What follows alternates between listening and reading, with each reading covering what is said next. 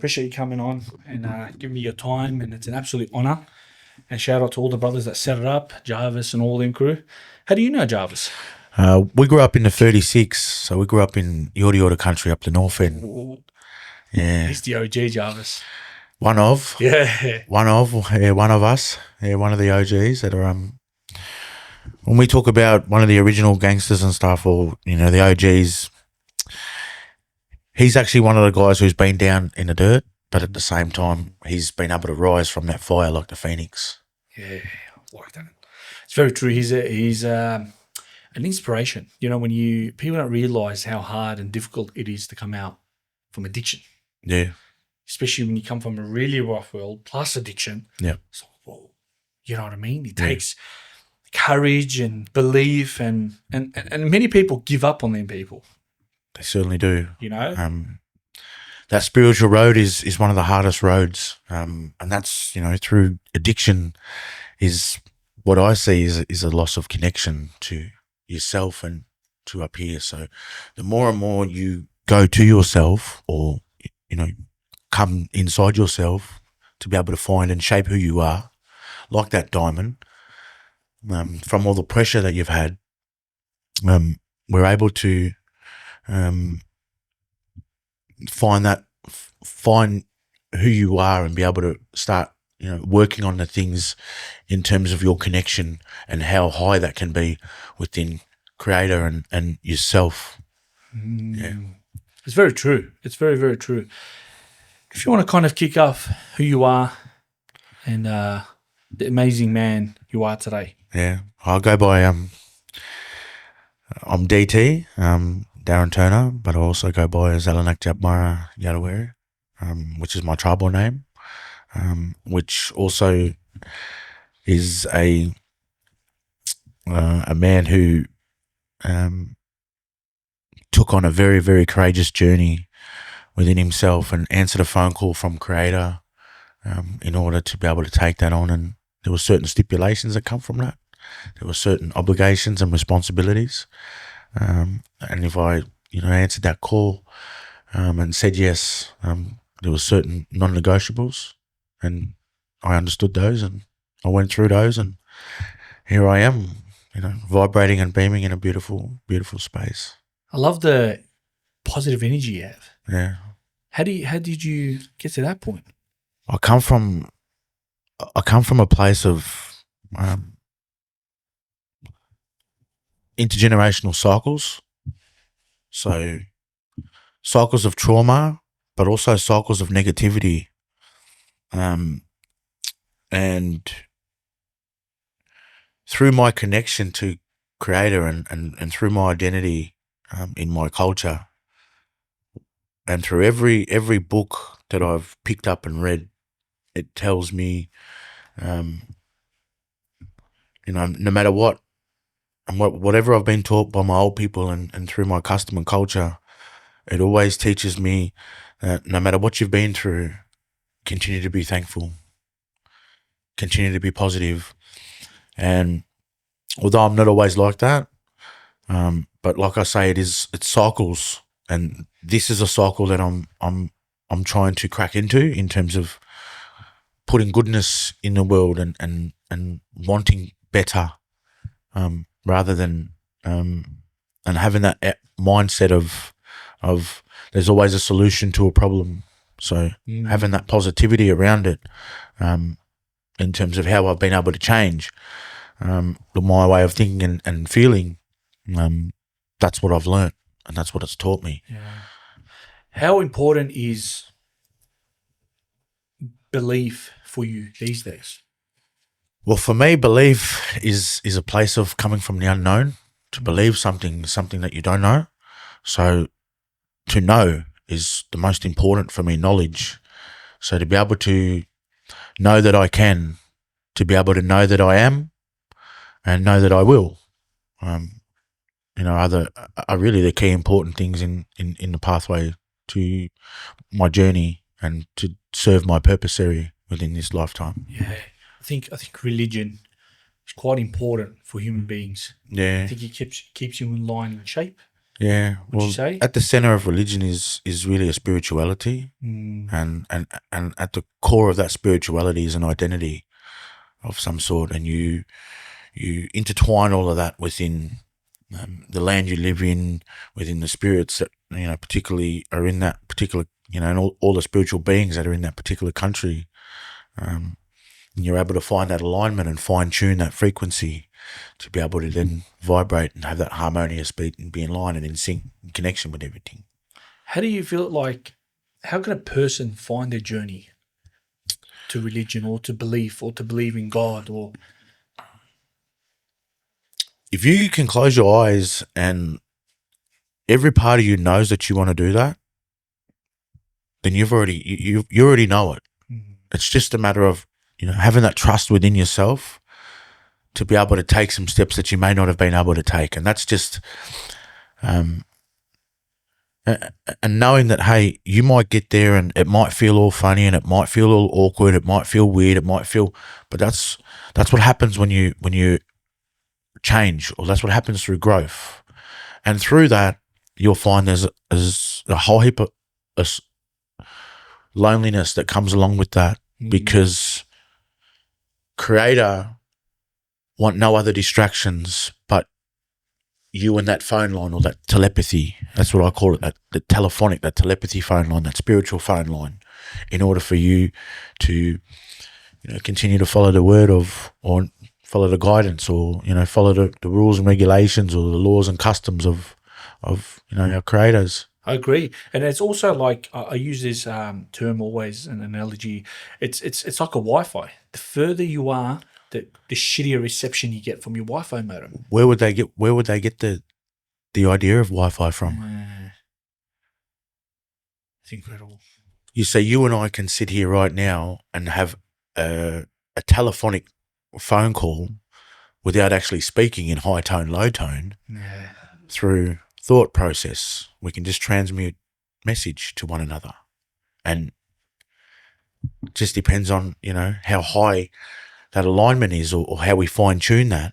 We'll be able to understand each other and what we mean without actually saying anything. Really? Of course.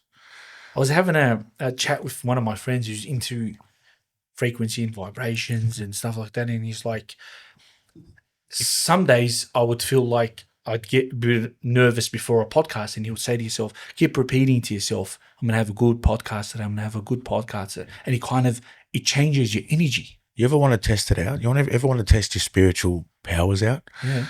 Go and you see a bird. Go and get as close to the bird as you can. Don't say anything in terms of vibration. Don't say anything in terms of high tone, low tone. Just stay silent and just have a conversation with that bird. Tell that bird you mean no harm. And I guarantee you that bird will start talking to you, or it'll look at you, and you'll know. That's incredible. Through vibration. You'll know. Well, it's telephonic. How people are too used to the word. It was a coincidence. Nothing is coincidental. Everything is through vibrational frequency, which creates the alignment. Is that with sound as well? Yeah. Yeah. How do you think we're able to connect in terms of through music, through different forms of music? I mean, I can get the Yeraki or the Bumbur or, the didgeridoo. We can get that out and start singing and talking and getting that going. And people will automatically be attracted to that vibration and frequency. That's right. Yeah. Because really what we're doing is we're calling people in, singing them in. And when we sing them in, it's like people connect to that type of alignment. They feel that frequency deep within them. They feel it. And it just beams in every part of you, That's powerful. That's what music does. When you go home and you listen to your sacred music and stuff, you close your eyes and you get into this space and you just allow your body to go with that frequency, that alignment.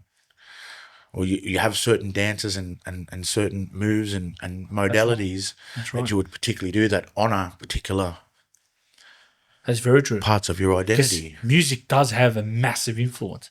very Passive. much ritual based. Yeah, because you got pretty much, if you're sad, you put on sad music and you become even more sad. Mm-hmm. And then you put on really gangster shit and all of a sudden you want to be a gangster. Mm-hmm. And there's, you put techno and you're just vibing. Yep. That's incredible. I always wondered what that will do to the body and inside the vibrations, and That's what it does. That's what it does. pretty much a ritual. You ever get an opportunity and an old fella want to do a didgeridoo or bumble or there's a different yidaki. They want to do it. They want to lay you down and do a particular healing over you. Yeah. That different vibration and frequency. Because remember, all the stored trauma inside of you and all the stored muscle memory is just vibration frequency. It remembers that tone, that particular. Yeah. I wish we got one in today. That's what memory does. Yeah. I wish we got one of the long ones. Would have been good. Yeah. Would have played on podcast. That would have been incredible. Can always organise that. I think we're going to have to organise that. That would be incredible. Tell me about the boomerang and the history of the boomerang.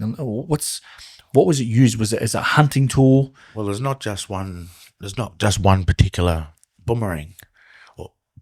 There's many different forms of the boomerang. So there was a boomerang that was specifically used for the children.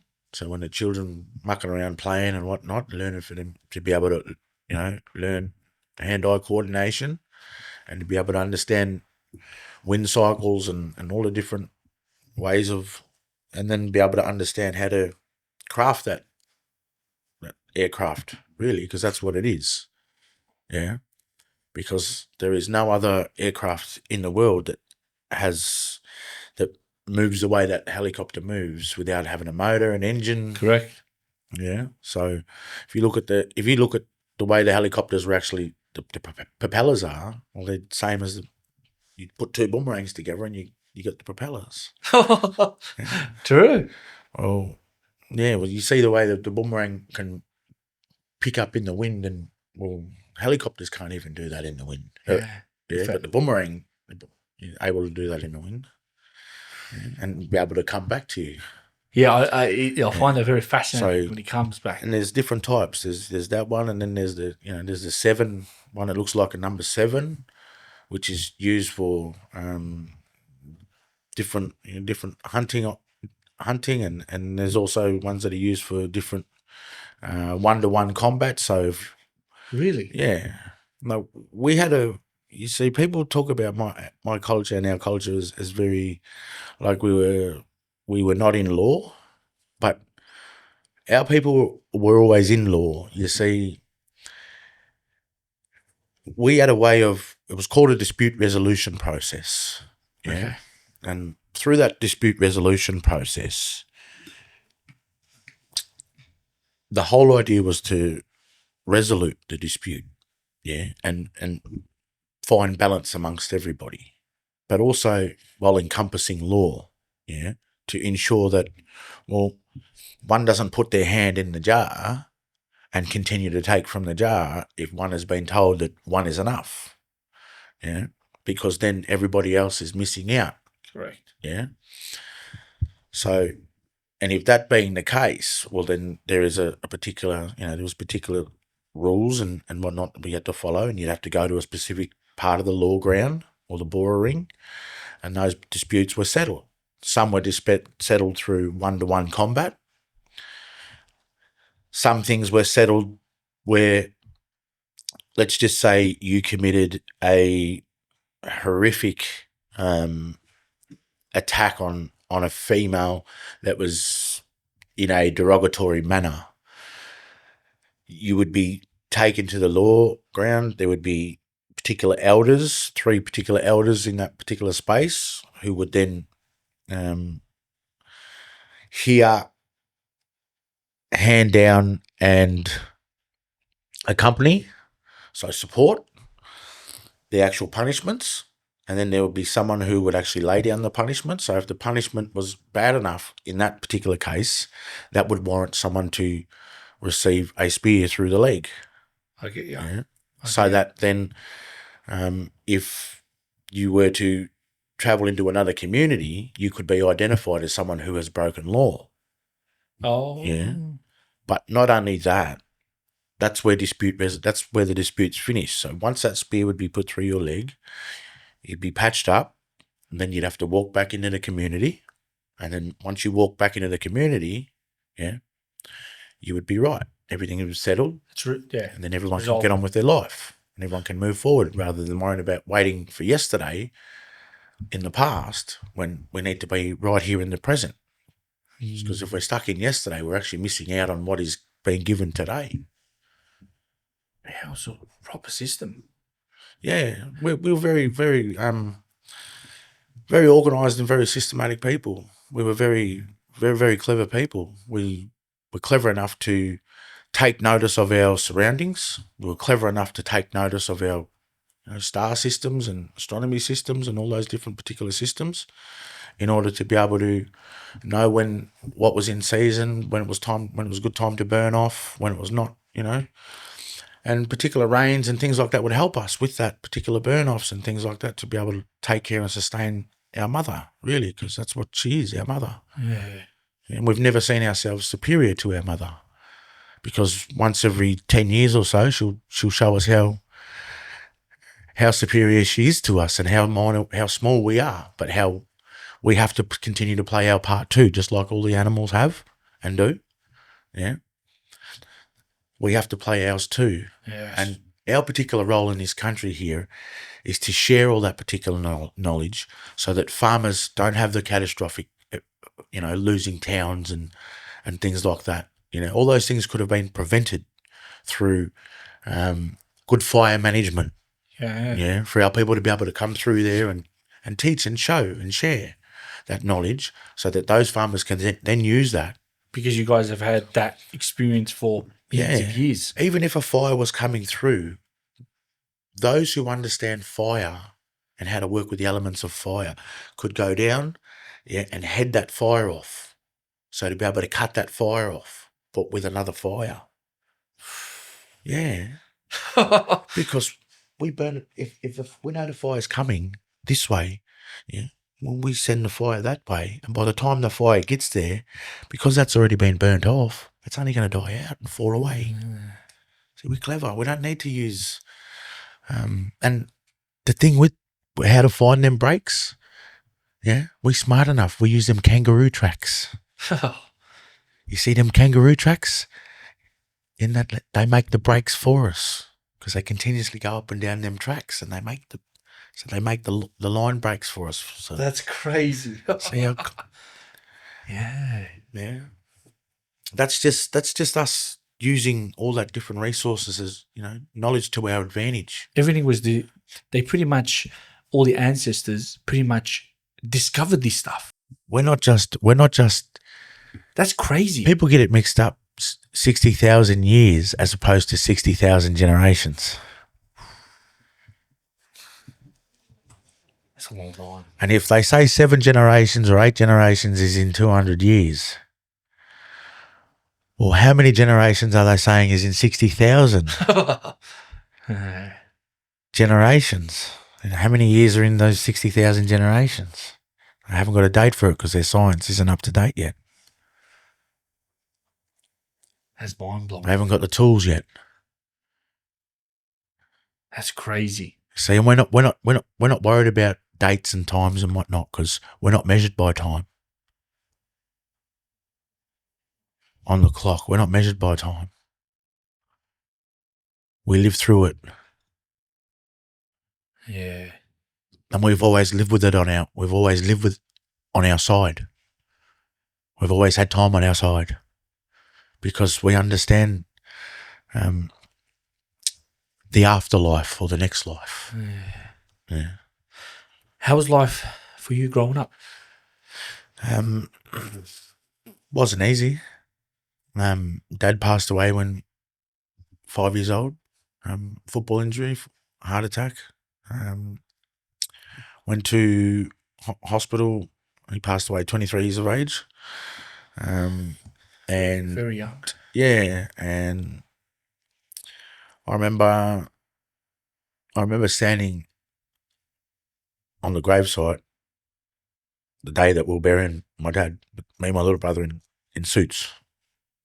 And I remember distinctly holding my brother Shannon, and I distinctly remember telling my dad that we would never forget him, and I would always make sure that I look after my brother. And I finally come to a place of, finding peace with my brother, because our whole lives, me and my brother, we'd been in so much chaos because like I said, our dad passed away at a young age.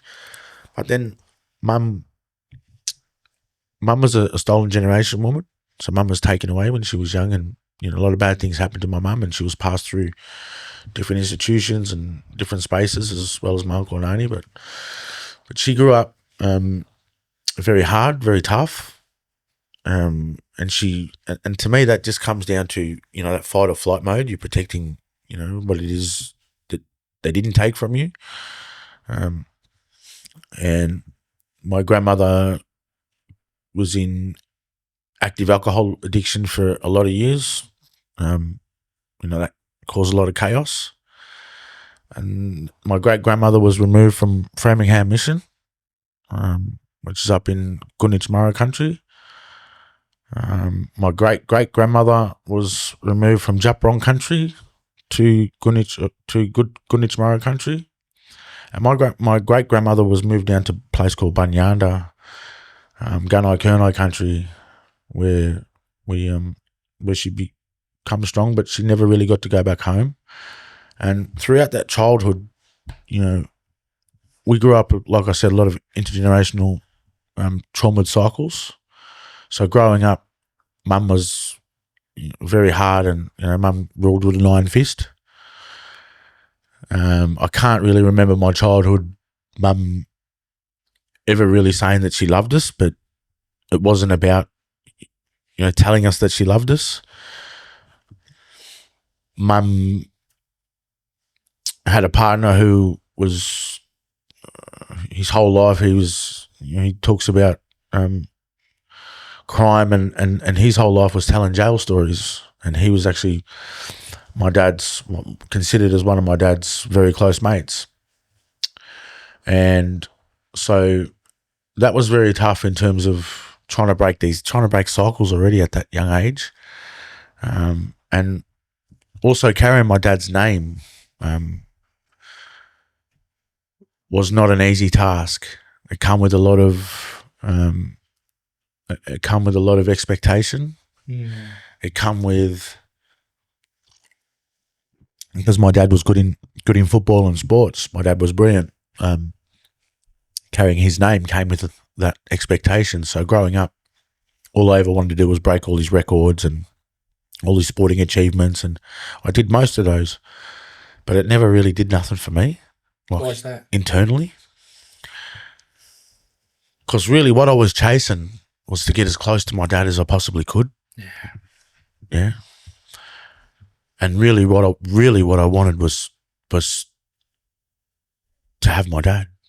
Yeah. And I did everything I possibly could to get as close, or if not, sit up there in those particular spaces. So how I looked at it was, well, he's won all these goal kicking awards, and kicked hundreds and hundreds and hundreds in his career, and so I went to all the footy clubs that he played at, and broke all the records and chased all the records, but never really got the feeling of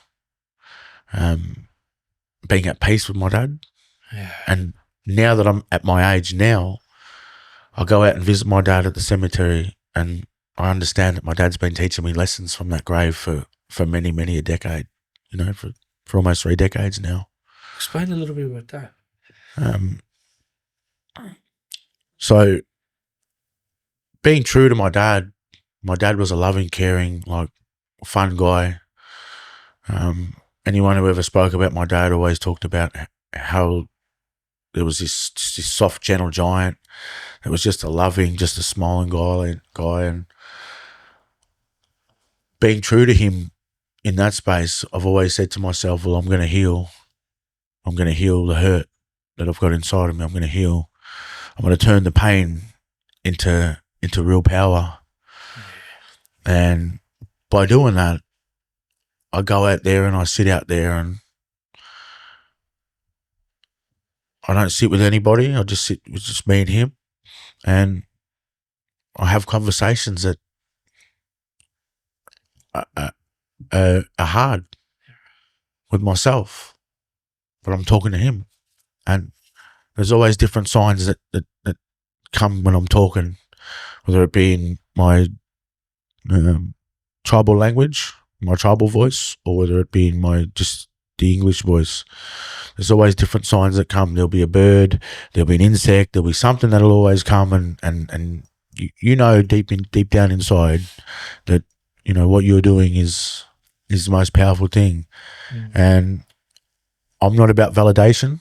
I've only ever been about validating the hurt and the pain deep inside me, because I grew up with, you know, very egotistical. I grew up like the world owed me something. And that's just by being taught by my mum, you know, like being taught by my mum that it was okay to be angry. It was okay to, and yes, it's still okay to be angry, but as long as you do it in a way that's safe, you do it around people that understand that hurt or, you know, that anger, and that actually have the space to be able to hold you. That's right. Because a lot of the time we rely on people who just don't have the space, and then we get angry, and that causes a whole heap of different other drama. And it's like, man, I just didn't have the space for you. And most people just don't know how to say that to someone. So, and like I say, from that grave, like my dad been teaching me so many things from that grave. How to be humble, how to take wisdom, how to collect knowledge, but most of all, how to be Darren Turner. Yeah. How do I walk as me, as Darren Turner? Because I always felt like I walked in the footprints and the expectations of my dad, and always what people wanted for me, but people never really comprehending what I've wanted for myself. And that's where I've got to be true to me and true to him as such, and continue to go out there and have those conversations. You know, I look in the mirror at times and I have the hard conversations that I don't want to have with myself. How important are those days? They're very important. Very, very important. You know, there's days and I'm only a human being. There's days, you know, there's days I break where no one sees me break. There's days I'll break openly. That's what a master teacher does. And I'm able to be able to teach in the middle of my chaos. I'm able to still find the beauty in my chaos. I'm able to still find, you know, thanks for Creator sending me chaos, because it only teaches me about myself and about, you know, the pathway. Like how I talked about my brother, my younger brother. I've been going to try to help him because he's gone back to the cycle of addiction, deep in addiction, and it really hurts to, it really, really hurts to see him physically like that. And yeah, I went there the other day and he was deep in that cycle, and I just couldn't see that. I just couldn't see my brother like that. It really hurt, and I was, you know, leaving the space, and man, my brother got physical. Yeah. And I wouldn't even call it a fight, because a fight is considered by two people. Correct. That are both actively looking to harm each other for whatever reason. But I looked at it like, well, whatever my brother's going through, Creator has put me here because he knows I'm strong enough. He knows I've got the willpower. He knows I carry his message. Yeah. For whatever storm my brother's going through right now. Powerful way of looking at it. Very powerful. And I had to forgive my brother. Like my brother gave me a fair touch up. Yeah. Like, and I didn't even throw one punch back. I just stood and took whatever it was, because whatever he was gifting me at that time, was a blessing. Powerful words, bro. Was a blessing. I love the way you look at that. And I've looked at that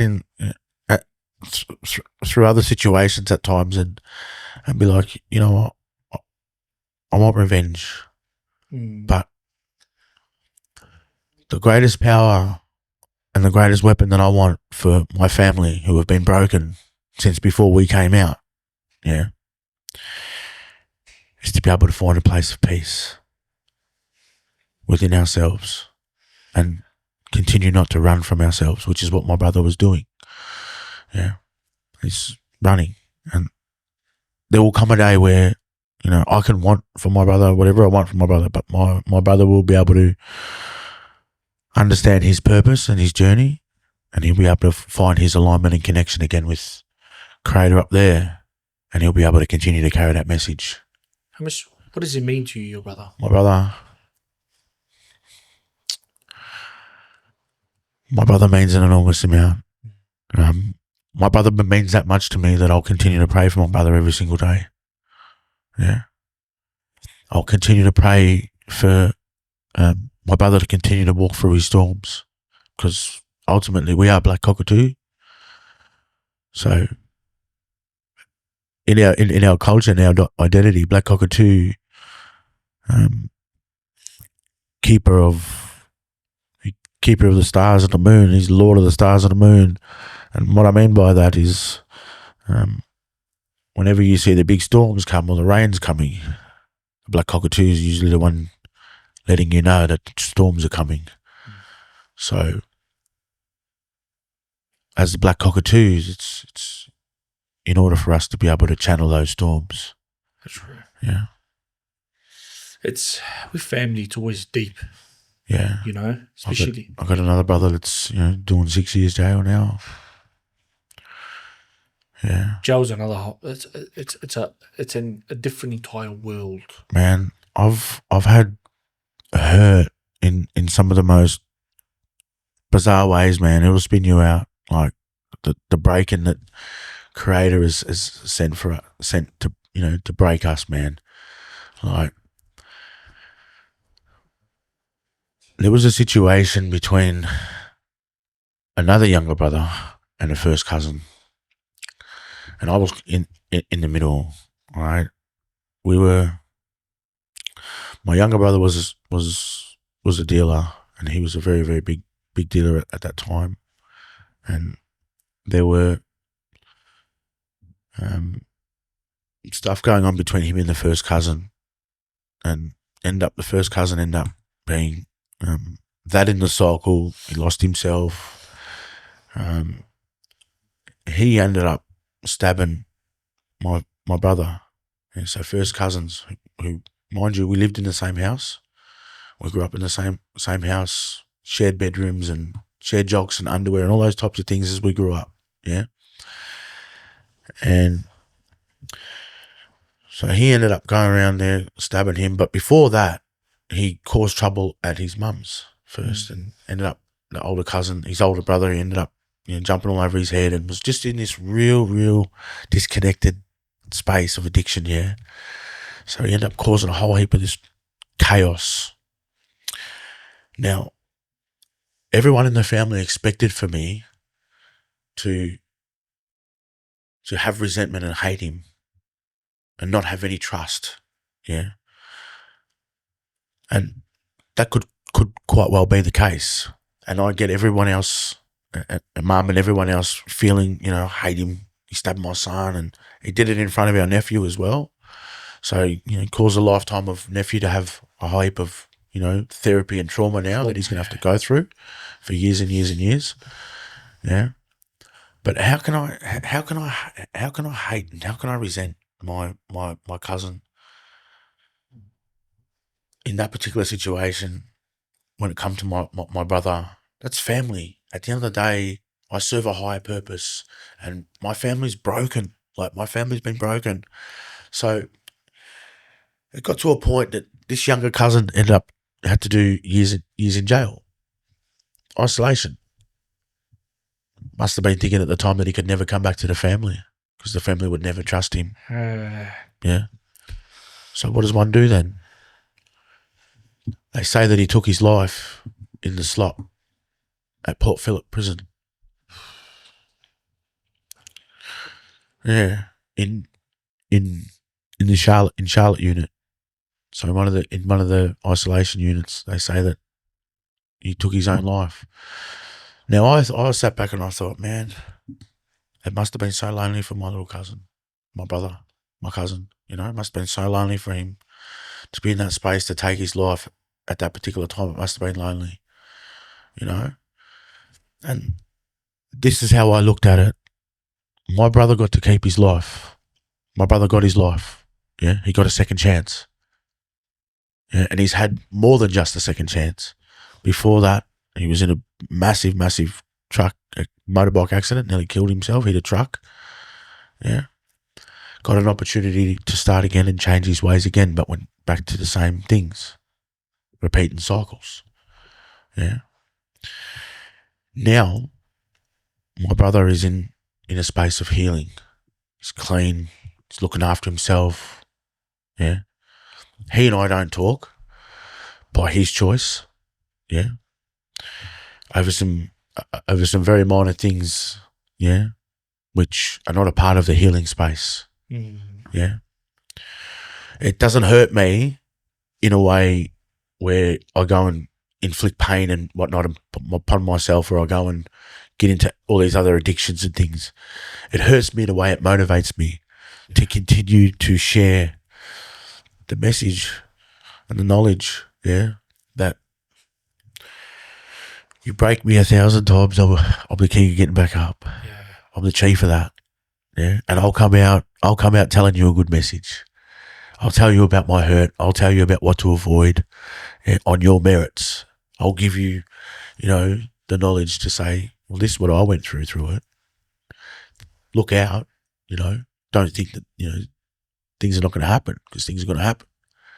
But ultimately, it's about you and your connection, isn't it? Yeah, it's true. Yeah.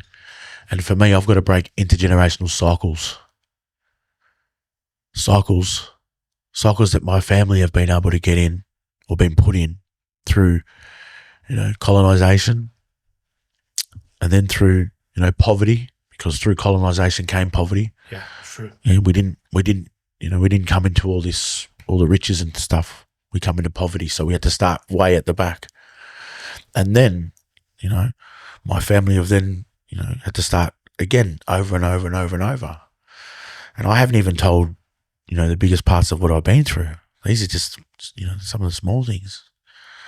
I went to prison for protecting my sacred country, sacred birthing trees that belong to my people, where women would go and give birth in those particular places. Explain a little bit about that. So these particular trees, in excess of, you know, 300, 800 years old,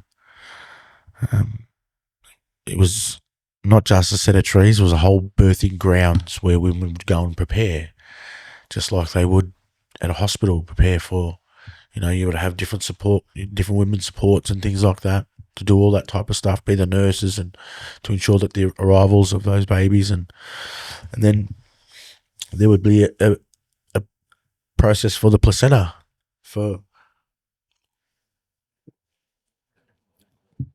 where mother and father would then go and bury the placenta with a particular seed, and that particular seed it's called a fiddleback tree. And if anyone in music understands the fiddleback, or the fiddle, it's the violin. Correct. Yeah, one of the most beautiful sounding. They get that from a particular tree, a fiddleback tree. And that particular tree has a certain way of when you bury placenta with it, in how the tree markings in the tree. Yeah, and if you tilt the tree sideways, you'll actually see that it's like a heartbeat. Yeah, when the tree's, it'll be swiveled. Yeah, and that particularly shows how the tree grows, but also the process of that for the child to then never be lost, to always know where to come back to self. Mm. to always know where to come back to country if you've been taken away. You always know because your spirit will always bring you back like a magnet to that particular place. But also, that was designed like a mirror for you to go and have conversations with oneself, take knowledge from, oneself within that particular tree, but also understand your ancestry. Yeah. What was the name of that tree? Fiddleback. Do you reckon we can plug that? Yeah, take. I want to see it on the TV, to be honest, because I'm really fascinated to see this tree. Yeah. Yeah, and take that one out and just plug it in. We called ours the directions tree because it gave direction to, for you to be able to go back to that particular tree and have the most in-depth and spiritual conversations with oneself, which is where you obtain the highest alignments of connection. It's just, it fascinated me the way you described the shape of it. Yeah. If you give me that controller. Is it right? Thank you. I'll just plug it. Yeah, and I stood up there on that particular country for 3.5 years because they wanted to build a $1.8 billion road and belt project along that Western Highway just outside of Ararat on Djapurong country, which is my homeland. It's where my blood derives from. And so we went back there and what I thought was we were just going to, stand around and,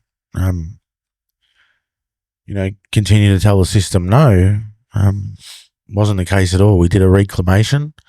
So we did a reclamation of particular land in that particular area because it belonged to us originally. There was never any documents or never any transfer papers or any deeds or any titles that were ever given to us to say that we'd officially transferred that tree. That's the particular tree there. The one with the Aboriginal flag, and there's one with the, you go down the bottom, you'll get an affinity. Yeah. No, keep going. Yeah, that one there. Up, yep, middle one. Yeah, that one there. But it is the most majestic tree. How old is this tree? This tree was in excess of 350 years old. Oh my God! Look, it is shaped like that. Wow. Yeah. Where is this located? This tree has actually been cut down. They cut this particular tree down because they said that this particular tree was in the road. But this tree has been culturally modified from the get-go, from when we planted this, when the seed was first planted. Yeah. Because that particular tree, has human spirit. That's my ancestor. That's my family. I'm in kin with that tree. They actually held me down. They cut the highway off in excess of 250 officers. Yeah, they had a big operation for it. Yeah.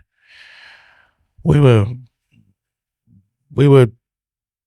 causing the system from continuation within that particular area because they hadn't done the correct dialogue. Yeah. With my particular clan and other clans that were involved. There were some of the clans were doing dialogue and some of the clans were making deals and some of the people were doing that. But some of us weren't. But not only that, I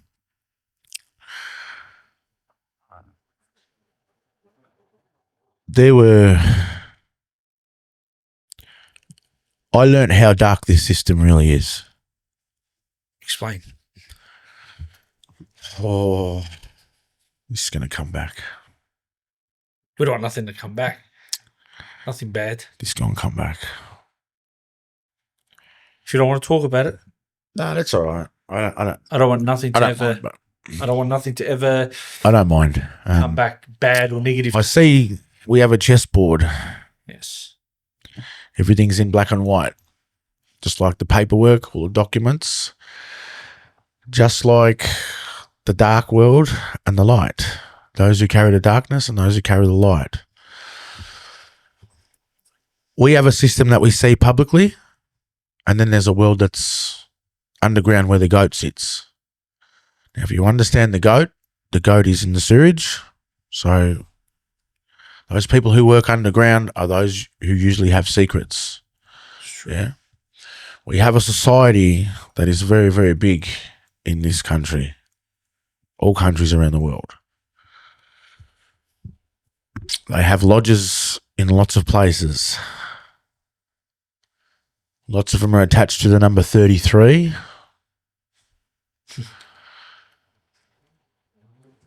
First letter starting with F and the other with M. I won't mention their name. I'm just purely talking about my experience.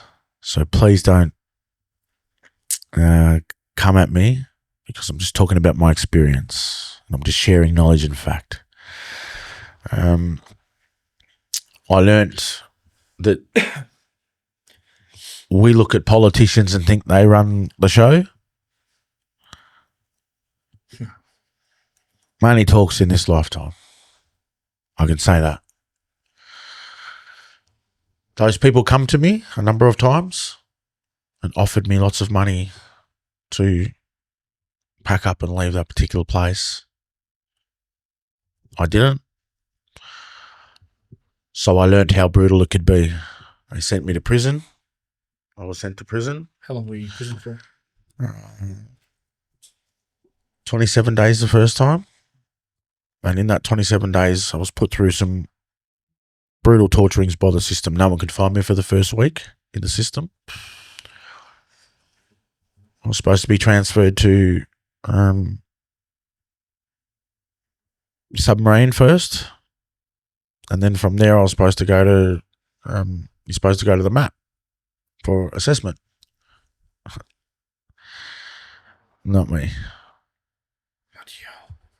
Yeah. Just because you're protecting that tree. Well, that's that the history behind it. They wanted to, destroy the birthing part of, which is very, very sacred. That's really the creation of my parts of existence. And in order to be able to destroy all of that, there's spiritual and cultural setbacks that come along with that. Did you have people that were helping support it? Yeah, we did that for 3.5 years. We become very, very big. The system, become target number one for the system. Really? Yeah. Lots of my own people who, have very big dealings and do a lot of business with government and who are deep in with government. Yeah. I'm talking millions of dollars of contracts. Yeah. Do not want an aggressive young Indigenous man standing up for his rights, who has a big enough mouth to be able to pass the message, because you just never know, might be able to get everybody, because I have, the words. Did it go through any court? Yeah, it went through courts, went through the ombudsman and all those sorts of things.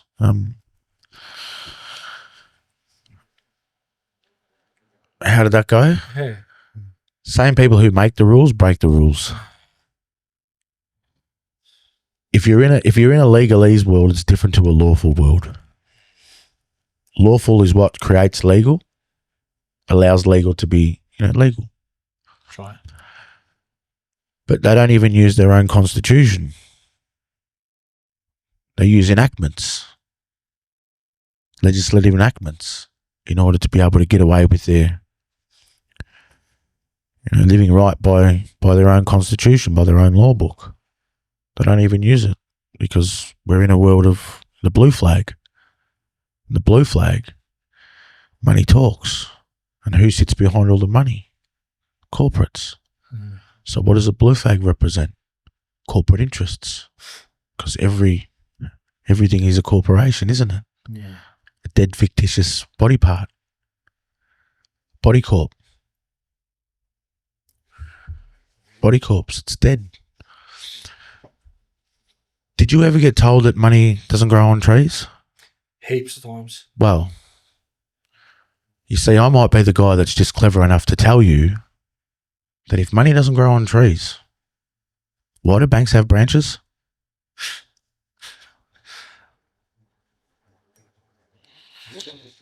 That's a good one. Why is Why does money flow like the current sea, like water? And did you notice on the sides of the water are what?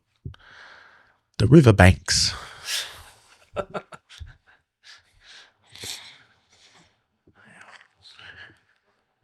You notice they don't use the red flag anymore?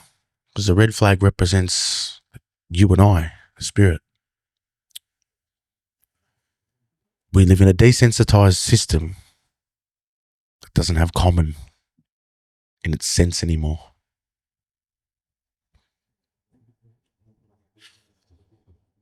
How was the experience in jail? Well, Was it solitary or? when I first got to, and I got there in the middle of the night, so I was transferred in the middle of the night. When I got there, I got put in a cell with two guys who were considered to be high-level people who don't like colour, or coloured people, for that matter. And I had some brutal things take place. I had to pretty much punch on with each one by one, and then they both two out of me. And then after that, I was taken to another prison where I was put in a unit, and in that particular unit, I was gang raped in that unit because of what I was particularly doing for country. You see, even guys like Dan Andrews have got mates in all sorts of places who can deliver a message. If he's the boss of the particular Australian corporation, well then one of the prisons becomes one of his good places, doesn't it? Where we can just send people there, who are actually stopping the system from harming particular parts of who they are. And I was prepared to die for that country because my daughter hadn't seen that place, and I don't have a real good relationship with my daughter because that relationship between my daughter has been a non-existent one for years. My daughter didn't even know that I was her father. Her mother kept her away from me for a lot of years because of who I was, not because of who I changed into. Yeah. And, that's caused a whole heap of drama and whatnot, but, I was prepared to die for that country. I was on the front page of the New York Times, for standing up for that country in the Age. We'd been all over the news. It was a really, really big deal. People in government, we had every politician in their book come and, want to support us and jump on the bandwagon and whatnot. And in the end, police locked the highway off from Ballarat to outside Great Western, outside of Ararat, and come in and cause some brutal harm. Yeah. How long did this go for? 3.5 years. It's a long battle. Yeah. I did some pursuancy stuff in the high courts and whatnot, because of what I got put through. Yeah. Someone had to, someone in the system, the system has to pay for that. Yeah. And I seeked remedy, and I was smart enough to go and sit with a few different legal observers, or lawful people who understand law. And over the 3 years of while we were doing that, we learned a lot about law, because you got to learn a lot about the system. No point. Otherwise, you're just misleading the system, aren't you? Or you're misleading people. You're not giving them fact. So we went and learned about all the facts about what's actually going on, what's taking place. Yeah. And the system went really hard at us for that, because they're not telling anyone what's actually going on. Yeah. Looking back now, how you were, and where you are now, what do you feel has been the biggest change? softness in my heart. Because I look at you now and I sit across you and I get this image of peace, Yeah. tranquility. Yeah. Very low, like relaxed. Yeah. And then, Came from a place of always have to look over your back, just paranoia, and that's what it's an ugly feeling. That's what being on country for 3.5 years did, because every day, and it was 4 camps. We took 12.5 kilometers of land, 12.5 kilometers, not acres, not meters. And we took 12.5 kilometers of land, and we were set to do some really, really big things. Is there an article about this? If when you were going for what was it? What was the name under? Yeah, Japarong, birthing trees. Just type up sacred birthing trees and it'll come up. It's crazy. Yeah.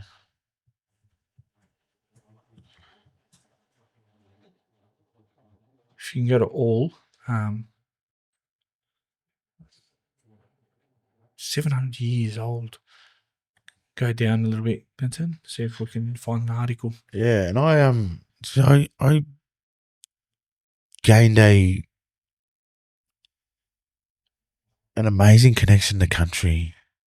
Yeah, because country showed me an enormous amount. I had the time, 3.5 years, to be able to travel through country, through that 12.5 kilometers of country, and a lot more through country. And what country taught me in 3.5 years in terms of family tree. Yeah. My older cousin didn't have that much information in the 7 years that he'd been doing the family trees and stuff.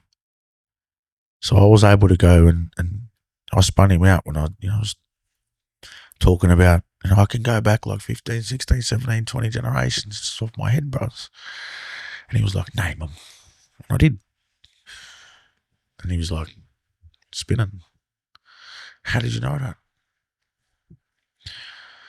It's amazing what country will share with you. That's very true. When you give it the full reciprocity it deserves. When you give it its full, the full tune in, you give it all of you, it'll tell you so much about you. Yeah. It did me. And the amazing part about it was, like, we could trace our blood right back to that particular land. Yeah. So that's really, yeah, that's having every single alignment. When you rely on all the elements for alignment in order for the clock to work or the watch to work, or there's just this little element that missed out. Like, we had every element when you're relying on a connection, the alignment. Yeah. Like, your alignment can be exclusively high in this country. Yeah. Mine can be even higher. Why? Is because I have the particular frequency in the language and the dialect, which gives me an even deeper intrinsic alignment with country, because country doesn't really understand English. It's new to English. Yeah. It's really new to English, but it does understand, Waranjeri Bick, it does understand, Minjika Yerman Kundi Bick, Waranjeri Bick. It does understand those sorts of things, when I talk about what I'm saying is, and I'm saying this in the language of the Waranjeri people. So this is a particular land that we're on now, and it's in their particular language, in their dialect, and I'm saying welcome in their language, come with purpose. Wow. About country. So they have different kind of tones and languages. Yeah. So if I went out and talked to the tree that's been around for 600 years old, well, that 600 years, it would know the language of, it would be very fluent in the language of the old people, because that tree's would have been around them old people. Yeah. And the old people before that. So it'd be very fluent, because remember, trees are spirit too. Trees have a way of vibrating and talking to you. Watch it creak and crack and listen to the leaves, and it has a way of doing it too. It grows just like we do. It needs goodness put into it just like we do. That's why they call it your family tree. Because the roots in that tree are as deep as the existence that come in my blood. Yeah. Do you feel like over time in this day and age, because we have moved away from nature so much as human beings, that's also affecting us in a certain way? We've been desensitized. We're less empathetic, and we're more opinionated about what it is we don't know. And really, this system, I mean, as the king and queen on this here, what does this teach you to do? Have pawns. Yeah. Why am I having minions or pawns? And I'm not sharing the castle if I'm not sharing the knowledge. Why are they my pawns? Why isn't their alignment just as high as mine? Why can't they be kings and queens too? You know what I'm saying? So it's about connection, really. Connection is the ultimate in this lifetime. How are you these days? How am I? Yeah. How are you going these days? I'm a realist.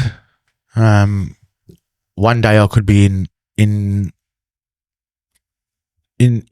complete disarray. The next day I can be complete normal. It's just I go with the feeling. How I feel on that day is, how it is. And I live and I love. Yeah. I've come back from internal and physical sickness also. And I was given life expectancy from those particular sicknesses. So I'm just defying odds, man.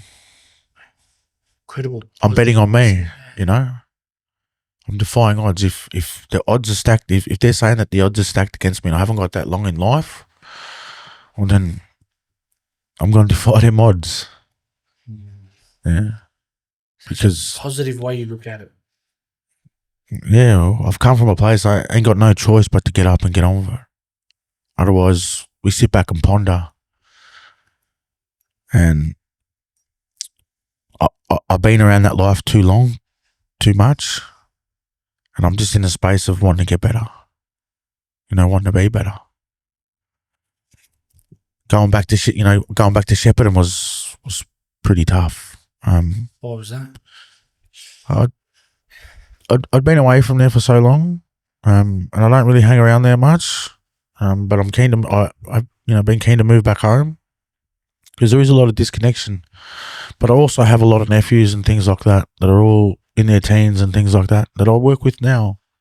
On the daily, there's ones I connect with. There's ones that haven't got mothers and fathers that still got to put food on their tables and still got to be taught how to be honourable men and still got to be taught that softness inside of them. Still got to be taught how to how to get on with their daily livings. Yeah, so Uncle just out here have an impact. Uncle out here, showing these younger ones that, well, if I can do it, and I'm right beside you, or I'm with you, no matter what goes on, right? Yeah, right. You're right. You're good. You got space to fall. You got what it takes to get back up. Yeah, because we're in the space of rising and falling. Yeah, but just know as the phoenix. Yeah. We rise from the fire. That's right. Yeah, and that fire brings so much spiritual power beyond, brings warmth, brings comfort, brings power, it brings change.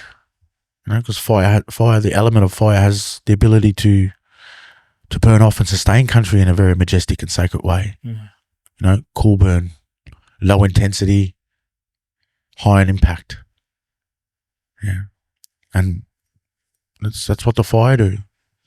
In your journey in life, to, finding peace to where you are now, what are some tools you learned that you can share with the world so they can also use for their healing journey? I learned some tough lessons. The tough lessons I learned were I had to understand expectational failure. That's what I had to understand, because I was expecting people to be around me when I fell hard, but I was expecting certain people who were not in that alignment. So that was only going to be chaos. So the message out of that is understand who your people are.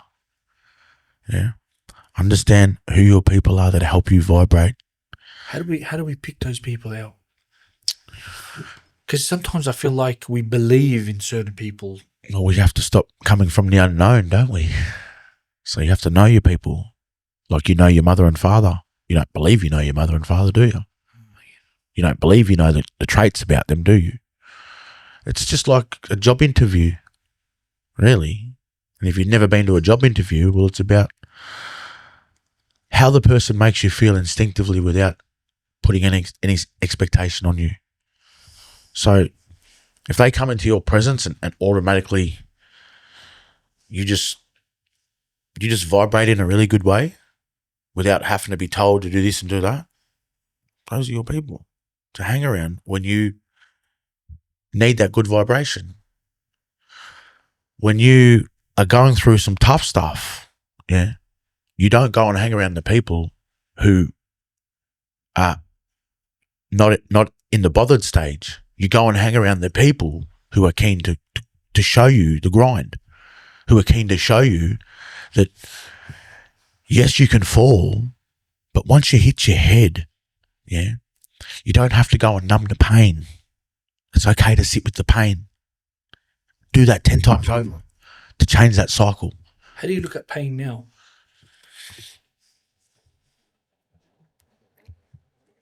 How do I look at pain? Very powerful. Has the power to teach. Some lessons are hard, some lessons are easier. Yeah. And it's a lot of the time we go, why me? But why are you asking why me? That's a very good question. Creator picked you for a reason, because he knew that you don't do so well at that. So you got to get better. The way you look at that, yeah. Well, there's so many situations I've been in, and I've asked myself, why me? Why am I in this position? Why have I lost someone that I love? But it's not until you lose do you really appreciate loss. What you had. Yeah. Do you really appreciate loss? It's not until you appreciate loss that you understand what you have. Yeah. But you never really lose, do you? Explain a little bit. Losses are teachings. They're lessons. Correct. Yeah. Correct. They're just lessons. Yeah.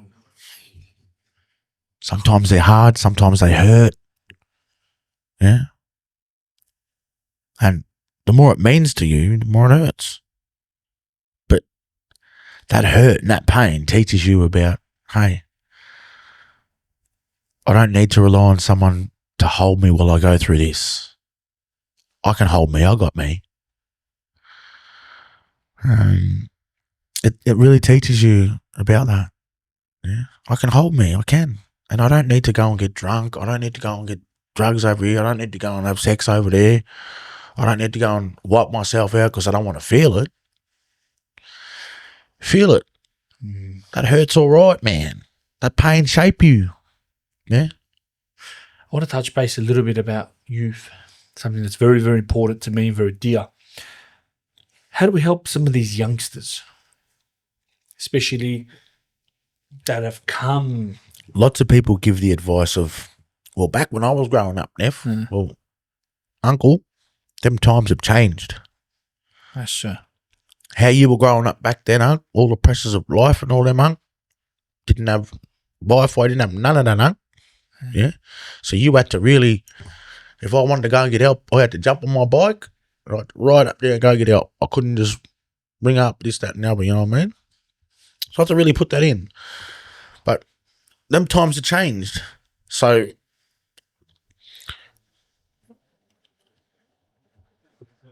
I understand our children are not mentally as strong or spiritually as strong. So what do? We teach them. We teach them how to be spiritually strong. Right now, we've got to take you out bush now. We're going to take you away from your mobile phone now. We're going to take you and teach you all the different elements to understanding yourself. Because you already know boredom, my nephew. And your boredom in this lifetime is teaching you to disconnect. Yeah? What we want to do is say, here, this is another option for you, Neff. Yeah?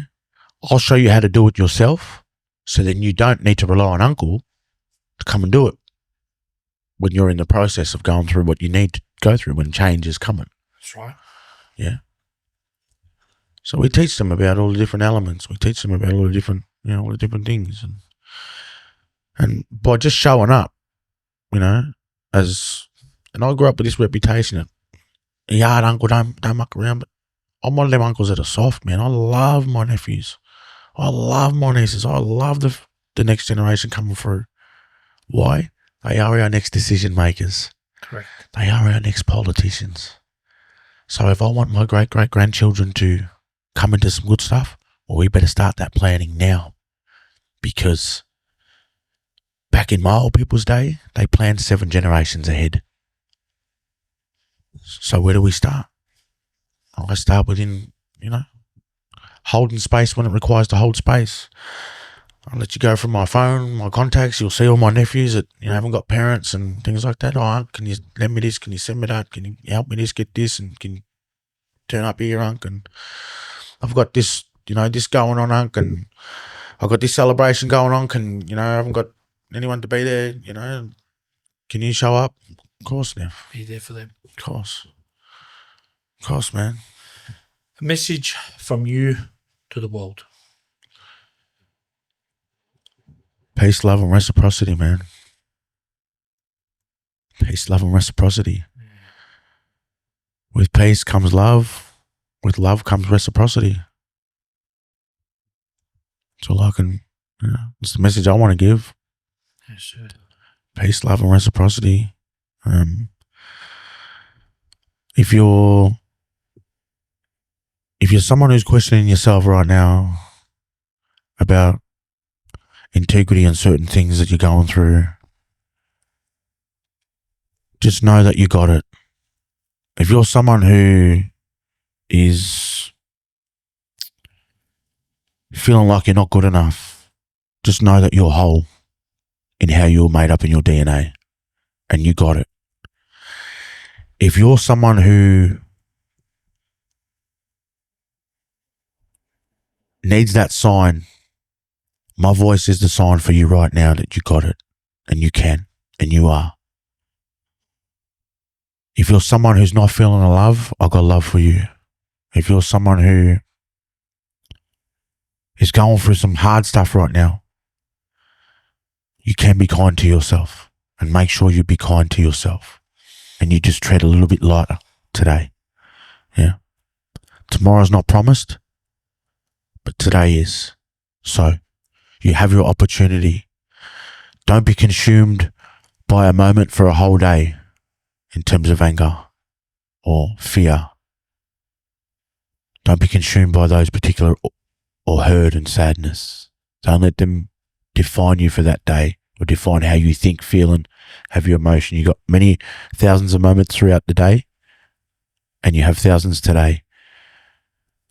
Live in all of those moments, and no matter how big and how small they are, they're yours. And no matter what you're doing now, whatever you did to get to today, yeah, know that what you did was enough. Yeah. Big love, Brother DT. Thank you very much. It's an absolute honor. It's an absolute honor, bro. This is so many lessons that I've learned. Yeah. And it's an And I had to sit here across someone as humble as yourself to listen to your story and listen about history and culture. Without a doubt, I think there was so much more to talk about. I think Yeah. without a doubt, it's something we've got to run it back with a, Yeah, but and just and get deeper, because your mind is like an ocean yeah, full of knowledge and wisdom, and it teaches us something incredible in life to never judge. been through a lot, man. Yeah, Like, I was molested as a kid, by someone who still walks around in our community today. How did I find forgiveness for that man? how do you even forgive something like that? It's my shell, man. Yeah. That's my shell. Man hardened my shell. I was having this conversation actually with my mate. And that was his sickness, not mine, man. Yeah. Creator just said, hey, I'm here. Yeah. I'm good. I'll talk about it openly. Yeah. Because it needs to be talked about. Normal in community. Yeah. The things that we talk about normally in community are not meant to be talked about normally. Forgiveness is a tough one. Forgiveness, man, is the most powerful tool we have. That's the most powerful tool we have. Because I was talking to my friend about this last week, and I was like, would you forgive someone if they had killed your father in an accident or a robbery? And my friend said no. Yeah. And I think to myself, it's a difficult one. Forgive him for he not know what I know. Yeah. And at the end of the day, it's not about that particular individual. It's about me. Yeah. Yeah. It says a lot about me than them by wanting more hurt and pain. That person only goes out and causes more destruction. I want to bring you closer. Yeah. Yeah. I want to help you get away from that sickness, that disconnection. But I want to love you. Holding, when you don't forgive, it's like a mountain on your shoulders. You feel something heavy. You don't forgive your brother or your sister or your family member. I hated people that were considered my enemies. I hated them. Until I understood what hate and resentment really are. Yeah. And then I said, you know what, man? If I really want to change me, I can't be half in, half out. I've got to be all in or not at all. It's an absolute pleasure to have you on today, my brother. Thank you so much for joining me. Many great things that I've learned, and hopefully the listeners have learned. And I think this is something that's needed again, because we felt there's no doubt there was so much more to go through. But I just wanted to say thank you and for giving me your time. With grace, brother. Thank you so much. Grace. Thank you so much.